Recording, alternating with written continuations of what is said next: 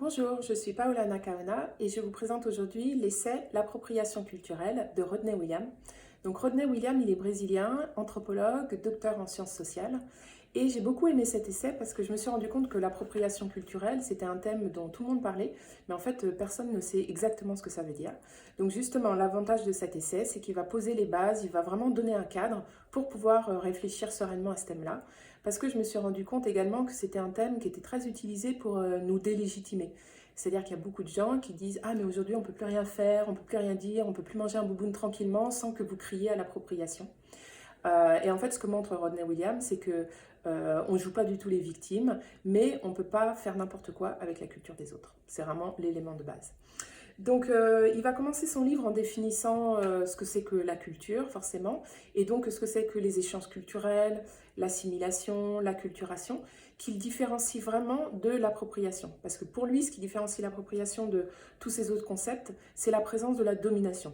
C'est vraiment quand vous avez un groupe dominant qui s'approprie ou qui s'accapare un élément culturel du groupe dominé. Ça, c'est vraiment la base. Et après, il y a d'autres caractéristiques aussi. Très souvent, quand il y a appropriation, il y a effacement de l'origine, vidage de sens. On va oublier toute la dimension historique, spirituelle ou culturelle que peut avoir cet élément culturel pour le groupe dominé.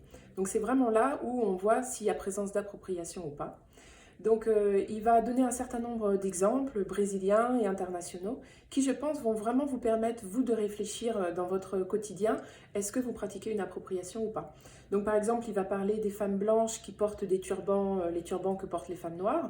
Est-ce que c'est une appropriation ou pas? Et en fait, il dit les femmes blanches peuvent porter un turban à partir du moment où elles connaissent l'origine du turban, où elles connaissent toute l'histoire de ce mouvement-là et surtout où elles se solidarisent. C'est-à-dire que vous ne pouvez pas porter des dreadlocks et ne pas être solidaire du mouvement antiraciste, par exemple. Donc voilà, grâce à ces exemples, je pense que ça va permettre de bien poser les bases et ça évitera à tout le monde de dire n'importe quoi sur ce thème-là. Évidemment qu'on est pour les échanges culturels, mais le maître mot, je crois que c'est le respect. Et dans ce cas-là, il ne faut pas hésiter non plus, et ça Rodney le dit très bien, il ne faut pas hésiter à demander aux gens qui s'y connaissent, il ne faut pas demander aux voisins qui n'est pas forcément conscientisé, mais ne pas hésiter à demander à des chercheurs, à des gens qui travaillent sur ça, est-ce que quand je fais ci ou ça, est-ce que je pratique une appropriation ou pas? Donc voilà, j'espère que l'essai vous plaira. Il a été lancé au Brésil dans la même collection que les essais de Jamila Ribeiro, donc c'est une garantie de qualité. Voilà, et il est en vente et disponible sur anakaona.fr. Merci.